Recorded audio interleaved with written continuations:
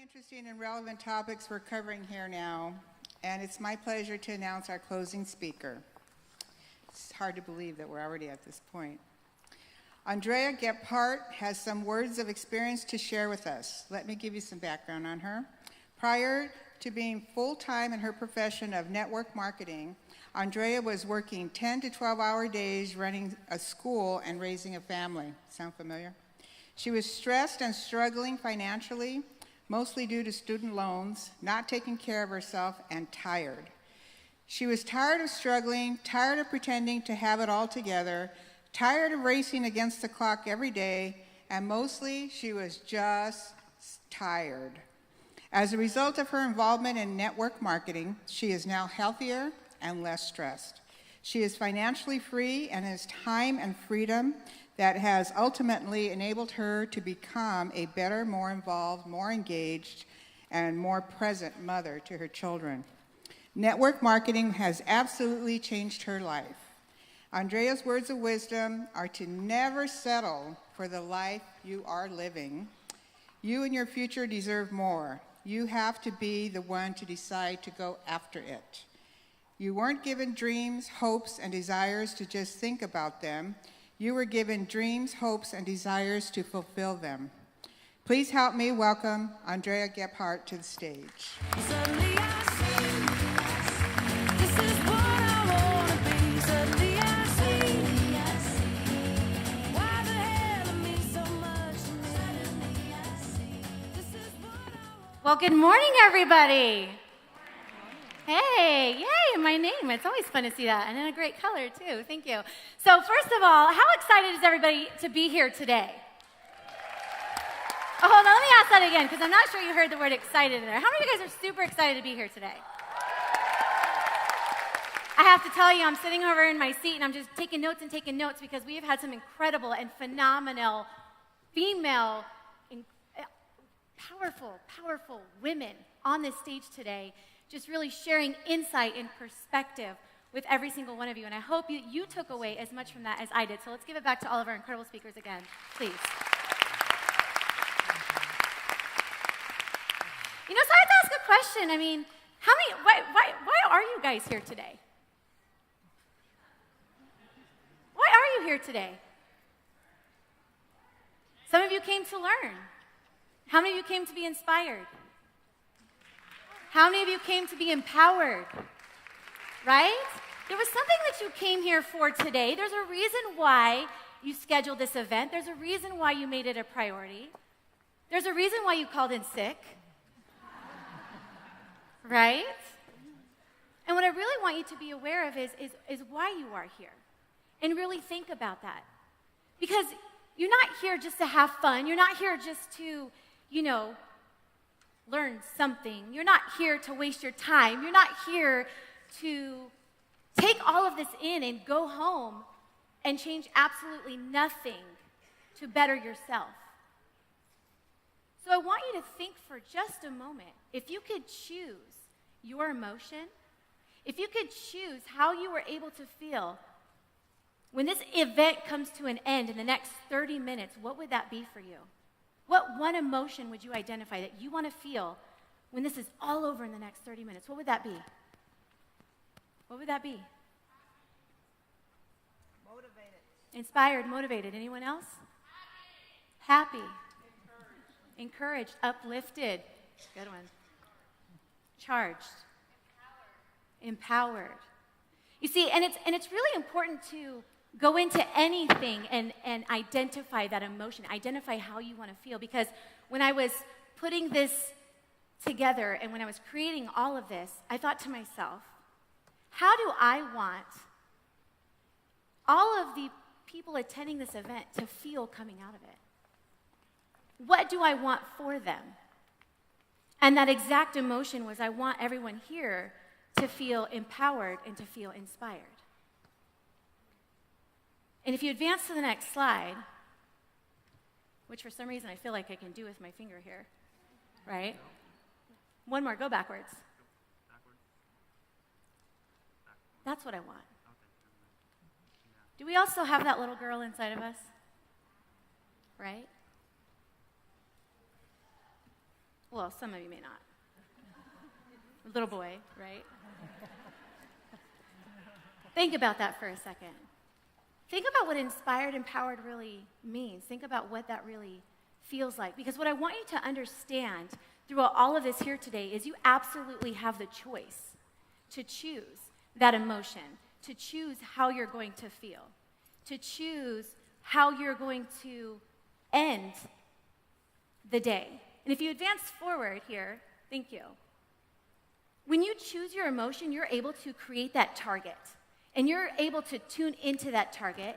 And you're able to actually apply actions that are going to allow you to achieve that. I mean, how many of us have ever woken up and something just went wrong, right? Bad start of the day. And then everything after that became worse. And you're saying, when it rains, it pours. And you just invite more bad in. And you chalk it up to it's a really bad day, right?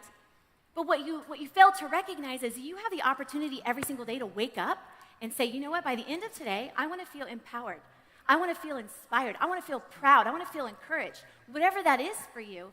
And you can tune into that emotion and create the actions to actually achieve that.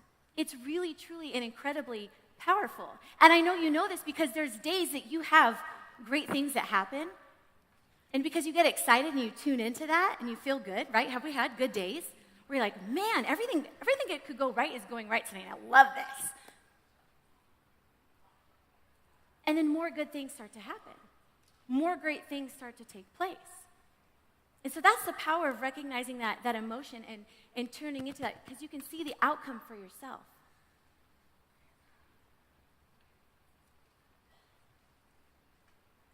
So I want to help you understand that. I want to help you grab that right now. So I want you to just close your eyes for me for just a moment. If you got your phone in your hands, set it down. If you're taking notes, relax your pen. I want you to just close your eyes. And I want you to think about what empowered and what inspired really embodies.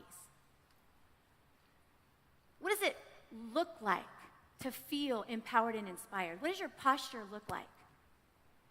If I were to just have you show me in your posture right now what inspired and empowered look like, what does that do? How does that change your body? Show me. If I ask you to show me on your face what inspired and empowered feels like, what does that look like on your face? Now I want you to take that emotion. I see some of your shoulders are going back, your chins are going up, you're smiling. Now I want you to take that and I want you to multiply it times 10 and show me what that would look like. The highest level of inspiration and empowerment you've ever felt. What does that look like to you? Do you feel that little buzz that you've got happening right now? Did anybody else get the goosebumps?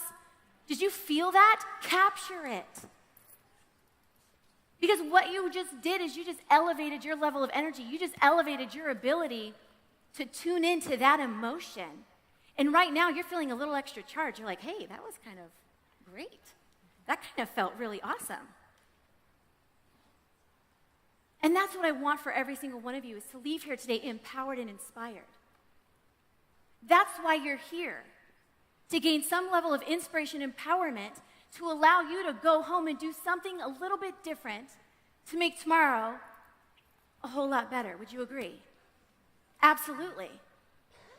And that's why I'm here today. I'm here to share my story with every single one of you. You see, because if you take a look at my story, based on how I grew up and based on my background and based on everything I ever went through as a child, all of my experiences growing up, the end result of that for me was not success. I should not be standing on this stage. I should not be recognized as a leader. I should not have the ability to be here today. Because every experience I had growing up, everything that happened in my childhood, you know what that was supposed to equate to? A continuation of the cycle. Cycle of poverty, cycle of being on the system, cycle of abuse. That's what was written for me. And sometimes we let our circumstances dictate our future. And sometimes we let our problems become our excuses. And it was really crazy because at about 9 years old, I took around at my little life at 9, and I was like, oh my gosh, I don't want to live like this. I don't want this to be my forever. I played MASH at every single recess because it was where I dreamed. MASH, you guys remember the game, right? I had a mansion, I drove a Lamborghini, and I married Brad Pitt. It was amazing, right? You dream and you imagine all of those things. And so I was like, how do I change this? What was different? What didn't my mom do? I'm going to work really hard in school. And I'm going to work on getting really great grades. And you know what? I'm going to go to college. So I became the first person in my family to attend college.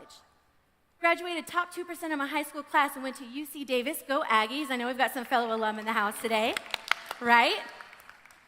And then I said to myself, I'm pursuing education. I wanted to be a teacher. I knew at 10 years old I wanted to be a teacher. My 10-year-old teacher saved my life.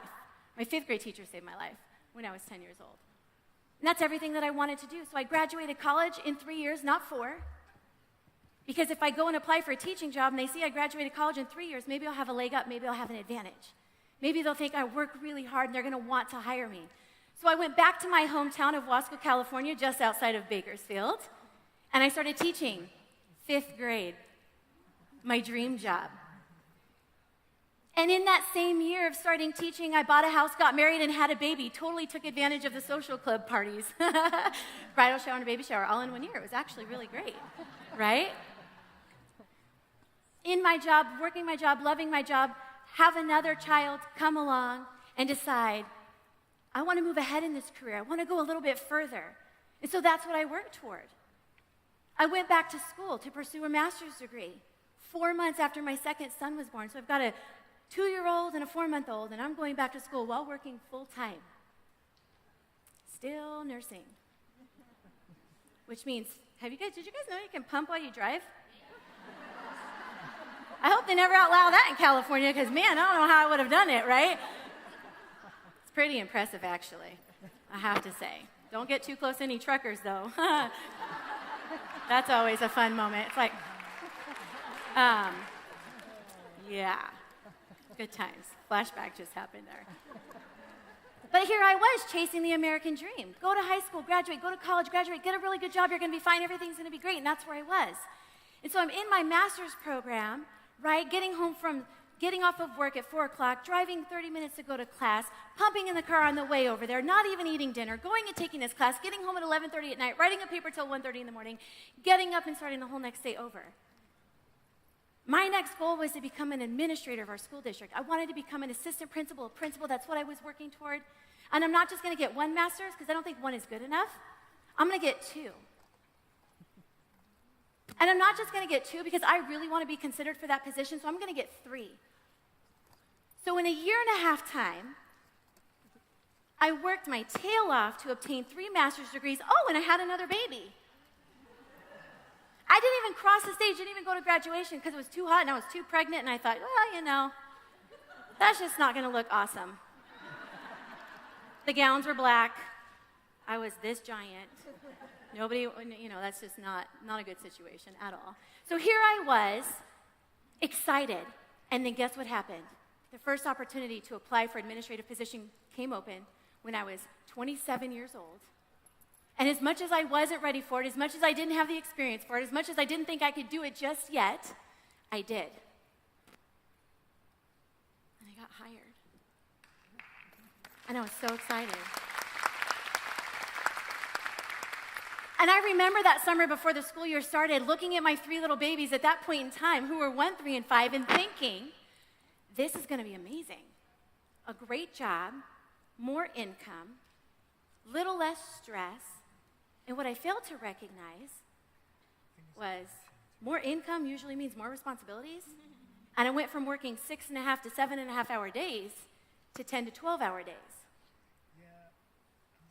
I found myself handing off my children at every opportunity I could because I had to be at work. Somebody else was taking my kids to school. Somebody else was picking them up. Somebody else was with them after school. I was sneaking them in the office and having them sleep underneath my desk sick because I couldn't take time off of work. Coming home to the rush of making dinner, doing everything else, getting to bed, being tired, recognizing, oh my gosh, I still have all this laundry to do. Oh my goodness, I still have all these documents to put together for this huge thing we have taking place at work. I'm so tired. And I'm watching every single day my kids just get a little bit older, get a little bit bigger, and feel like every day, every passing day, I was losing a little bit of touch with them. Because I was so withdrawn, because I was so disengaged, because I was running that race. And I found myself in a position where I was really loving what I did. I have a huge passion for education, a really big heart for kids, loving what I do every single day. But I felt like the ultimate sacrifice was being paid by my children. And something about this can't be right. Something about this isn't acceptable. And I didn't become a mom to allow other people to raise my kids. I didn't become a mom to never see my kids. I didn't become a mom to miss out on everything. And so here my son is, as I'm an administrator, my oldest, he's going into kindergarten, first and second grade.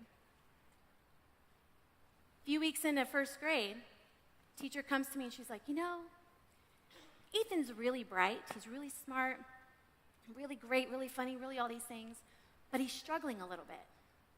If you just spent a little bit time with him every single day reading, it would help him so much. And I sat there, you guys, in that moment, and I was like, I can't believe she just said that to me. She thinks I'm a bad parent. But I'm like a great parent. What's happening here? And I thought about how every single day in my job, I sat across the desk from our parents with their child who is struggling with behavior issues, struggling in the classroom, and just saying, hey, listen, I know we're busy, I know we work, I know we've got all these responsibilities, but if you could just carve out 10 to 15 minutes every night and just spend time with Johnny, for example, and just read with him, read to him, it would make a profound impact on his behavior, on his emotional, stability, on his academic ability. And I went home every night and didn't even do that myself. And it's funny how you hit these points, right? You hit these little disappointment moments in life. You guys ever heard that disappointment sets you up for success? Failure sets you up for success, right? So I'm sitting here and the ultimate failure of everything comes along. Cooking dinner, the kids are running around, it's a little bit crazy, and I'm standing at the stove, and my son is sitting at the kitchen table there, second grader, doing his homework. I'm standing at the stove, and I'm circling and stirring with the sauce that's in the pot, and he says, Mommy, and I go, yeah, baby, and he says, when are you going to come and be in my classroom? I was like, well, what do you mean? He says, well, are you going to come and be in my classroom, like all the other mommies who come in my classroom? I was like, well, baby, Mommy has to work. Mommy can't be in your classroom. And he says, oh, okay, I get it. So your job's more important than me? Gut check. It takes the breath out of me every time I even say that still to this day, and it's been a while.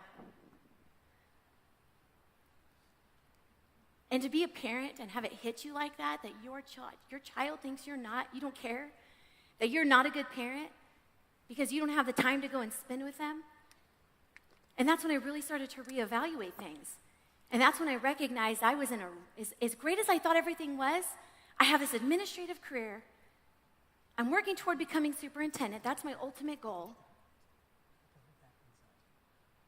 What about them? What about us? This can't continue. And I've only got one in school. It's going to just get worse. Holy cow. And I recognized I was in a rut. Do you guys know what a rut really is? Rut stands for the really ugly truth. I was drowning in student loan debt. I was missing out on everything with my kids. And I was just tired of trying to keep it all together and look like everything was fine. Because I think society puts this pressure on us, right? To have great little kids and a great house and cook great meals, and stinking Pinterest has made life impossible. Don't even go there with me right now. Like, I can't even handle it, And I was in this rut. And all I really wanted in that moment is all I really wanted was more time with my kids.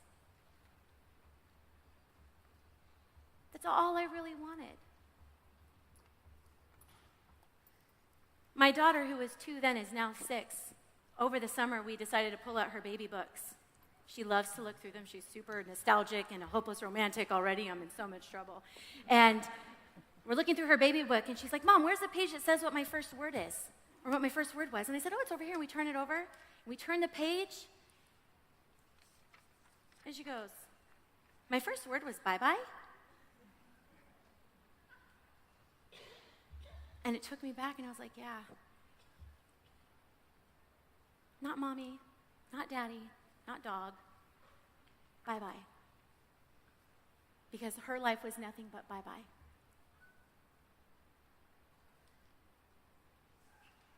And it's moments like that that you look back and you really start to question, you really start to wonder, what's really important? What should I really be focusing? What should I really be prioritizing? What should I really do? And that's the moment I decided I'm not going to settle for anything else. And I started praying, and I started asking. I'm like, okay, listen, all I want is more time. All I want is less debt. All I want is just to be able to enjoy the moments and not be tired and not be exhausted and not be stressed out to the max. And you have to be careful what you ask for, because sometimes you get it, right?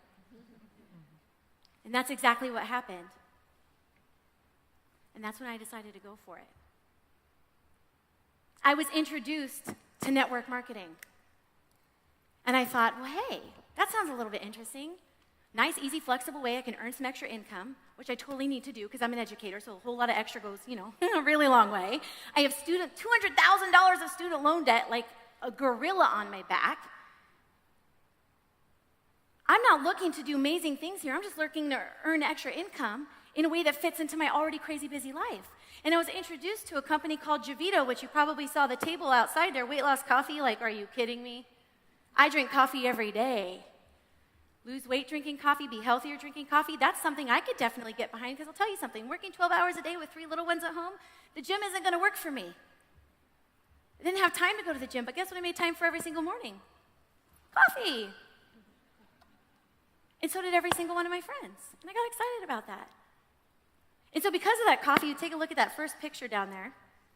Oh, there we go. See that? That's before and after Javita coffee. 43 pounds, 5.5 dress sizes, no more blood pressure issues, no more cholesterol issues, no more baby weight, which I'd been hanging on to like a souvenir, right? Healthier, feeling better, more energy, really passionate about how these products just help people become healthy in a time and a place when we just don't have time for that. And I went on to really pursue this because I saw the possibilities and the benefits of it while I was working full time.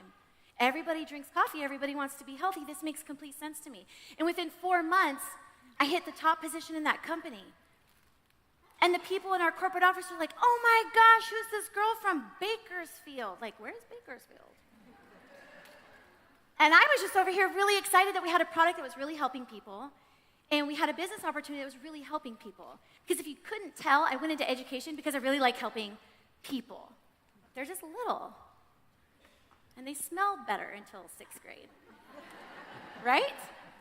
And so here I was, working full-time, sharing part-time, and 7 months later, found myself at a crossroad. Within 11 months, I was able to pay off all $200,000 of student loan debt.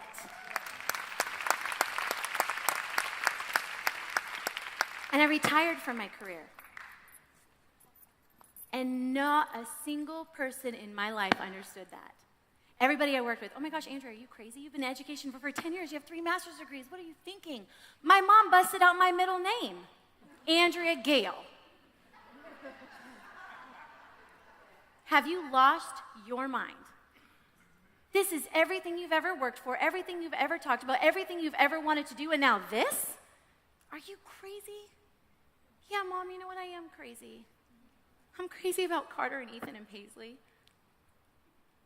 And they mean the world to me. They're everything. And I want more time with them, and I want to be with them, and I don't want to miss out. And I'm tired of being the parent that never goes. I'm tired of being the parent that doesn't show up. I'm tired of being the parent who sends their kids off to the first day of school with someone else, only to get a picture of my kid's first day of school for somebody who walked by and was like, hey, isn't that Andrea's kid? Hold on. Great first day. You guys have great first day of school pictures. Mine, my kids were like, who's that? Right? Never posted them on Facebook because it just wasn't great, right? I mean, that was my life. And so in the big picture, you know what Javita did for me? It gave me the opportunity to choose my kids over my career, and I never thought that was an option. I watched my mom as a single mother work her tail off, sacrifice everything to give us the best life that she could, and that's all I was doing. Working a little bit harder to provide a little bit more to give my kids a better life than I had. I never thought I could have all the time in the world with them and do that same thing at the exact same time. And it's funny because as all of that started to happen, as all of that started to take place, I became really proud because every single day I chose to be inspired. Every single day I chose to feel empowered. Every single day.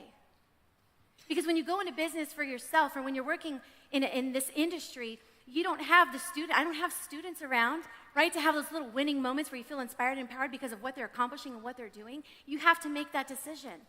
I became the top leading female in our company, the first woman, finally, in our company to become a 7-figure earner.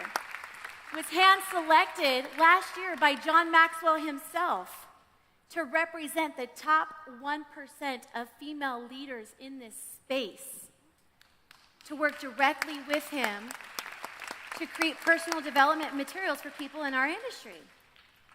And I love that picture right there in the Grand Canyon. We just took that over spring break.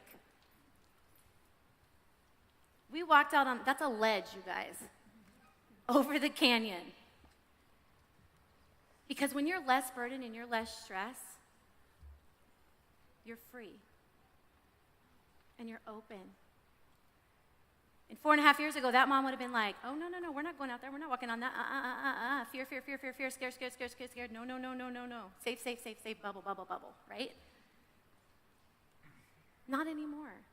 We have options. We have choices.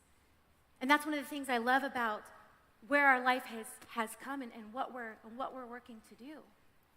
And my kids, of all things, have learned about work ethic. They've learned about commitment. They've learned about dedication. And my oldest son he tells the kids all the time. He's 11, right? You guys are so lucky. Mom never took me to school. You guys are so lucky. Mom was never even there to help me with my homework. You guys are so lucky. In fact, if you ask my son today what the best part about all of this has been for our family, he will straight up tell you I'm a better mother. He knows it. He feels it. I feel it. And it's been absolutely incredible. So what I want to really emphasize here is that you have the capacity to choose your emotions. You have the capacity to make a decision. You can create that emotional state, and that emotional state that you create will dictate the outcome. Recognize that right here. Because we can sit in our everyday life and just be okay. We can settle for the rut. We can settle for the rush. We can settle for just, this is what it is. I'm doing as best as I can do. But recognize that you guys were all meant for so much more. Recognize that we have a greater purpose than punching in and punching out every single day. We were not created to be incredible beings on this earth to pay bills. We were all given a unique passion, a unique purpose to fulfill. We have unique gifts, and we've got to learn how to really awaken that and bring that to life and bring that to fruition. Because when you create that emotional state and you create the actions to go after it, you bring that outcome to you from the inside out. See, the biggest mistake that most people make is they think, I have to go here. I have to go to all these outside sources to bring change into my life, when what you're failing to recognize is all the change you need is within you. You just have to create the opportunity to go out and get that. The law of attraction plays a very vital role in your success. And here's why. Here's the science behind this. Understand that your thoughts, right? You guys all know all things are made of matter, right? All things are made of matter. Our thoughts are made of matter. Our emotions are made of matter. Everything has an electromagnetic signature. And our emotions, how we feel, it has a 5 times the force of a thought. Our emotions are 5 times more powerful than our thoughts. And you know this to be true because there's times when you're thinking all kinds of great things, you're feeling super gung-ho up here, but inside here, you're not. And you never really get anywhere advanced because it's like having one foot on the gas and one foot on the brake at the same time. Anybody in here ever put on a show? Put on a front? Everything's great. And then your inner voice is like, no, it's not. I'm so happy. You're miserable. I'm super confident with where I am. You still dance around the house in your jeans from the dryer, right? I'm as healthy and as happy as I can be. It's not what you tell yourself every day. Recognize this. Because when you understand that your emotions dictate the outcome, you give yourself so much power because you have to get right on the inside to get everything you want on the outside. And you really have to tap into your emotional capacity. You really have to tap into that emotional intelligence. You really have to create that emotional state so that you're able to work toward that. You're able to accomplish that. You're able to get there. Because our emotions drive our behavior, and our behaviors are a direct match to our identity. Emotions, behavior, identity, and it works the same way. Our identity is based on our behavior, and our behavior is based on how we feel our emotions. So I want to ask you a question. Who are you? If you have a piece of paper, I want you to follow along with something really quick. Follow along with something really quick. Grab a piece of paper, grab something, you're going to need it. Take it really quick here. And just draw a line right down the middle of where you are. Make sure it's a blank piece. Fresh, new, scratch piece of paper.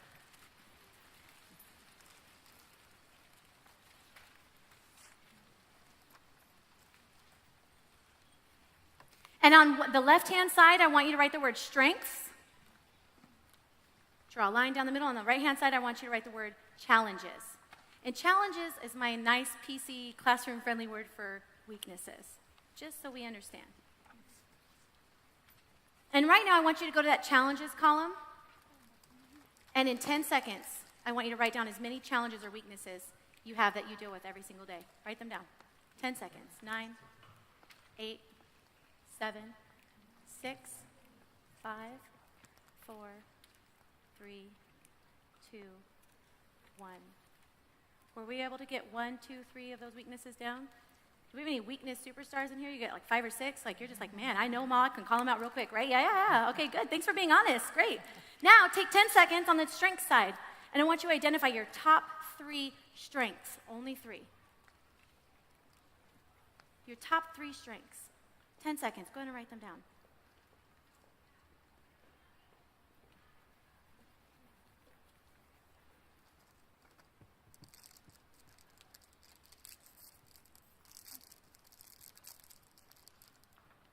Everybody have 3? At least 3?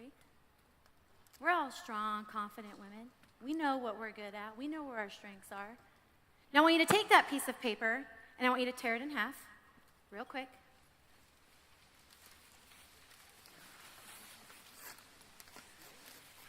And I want you to put your strengths down, and I want you to hold your challenges right here. I want you to place them right on top of your right hand. And I want you to take your right hand and begin to fold that paper up right inside of it. Take that left hand, bring it right on top, smush it, smash it, crumble it, get it to the teeniest, tiniest, most compact piece of paper that you can absolutely get it to be.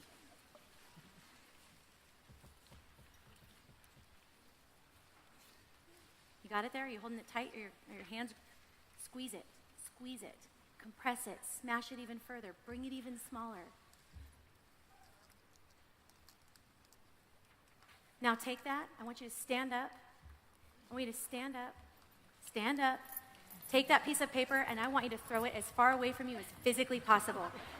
Far away from you as physically possible. Get it as far away from you as physically possible. Let me hear how good it feels to throw that. Get rid of it. Get rid of it. Get rid of it. Get rid of it. Launch it. Right? That's pretty impressive. You guys could win some prizes at like a hockey game with some of those launches. Okay? So now I want you to take those strengths and I want you to hold them and I want you to look at them. Look at your strengths right there. Those ones that you wrote down, look at that right there. understand that this is who you are. You are not any of those challenges. You are not any of those weaknesses that you are so quick to identify, that you are so quick to beat yourself down over. You are none of those things. You are this. What are those strengths and what do they say about you? That is who you are. Understand that when we choose our identity, when you choose to identify yourself as this, as strong, as confident, as powerful, as helpful, as compassionate, as considerate, as loving, as whatever you wrote down, when you choose your identity is that every single day. Your identity is a direct match to your behavior. You then act like that. And your behavior is what drives your emotions, so now you feel like and you embody that. How many of you guys would agree with me right now? It feels so much better to be proud than it feels to be unconfident.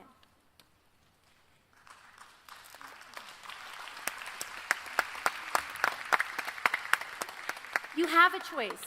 Who are you choosing? Right now in this moment, you made a choice. You chose here. You chose those strengths. You can choose your emotional state. You have to start with it, though, you guys, to end with it. You can never start out negative or not having a great day or not feeling good about yourself and expect to end it any better. You have to start out that way. It has to be a conscious choice. You have to chase it. You have to set that up for yourself. Because when you do, remember that emotion is 5 times greater than everything else. And if you're putting out that positive emotion, guess what you're going to get back? Positive. That's what you're going to get back. That's what's going to define you. That's what's going to help you succeed. That's what's going to take you to the next level. So let me ask you one last question. Now, at the end of all of this, do you feel inspired? Do you feel empowered? And if you do, stand up right now and I want you to say it. I feel inspired. I want you to stand up right now and say, I feel empowered. You guys, I want you to remember nothing else, that you are now uplifted. And if you feel the power and the magnetism of what you just got today, you do not come back to this event next year with anything less than 3 rows of the people you care about the most in your life, because they deserve to be uplifted with you. You guys, thank you. Have a great afternoon. Thank you so much for that uplifting.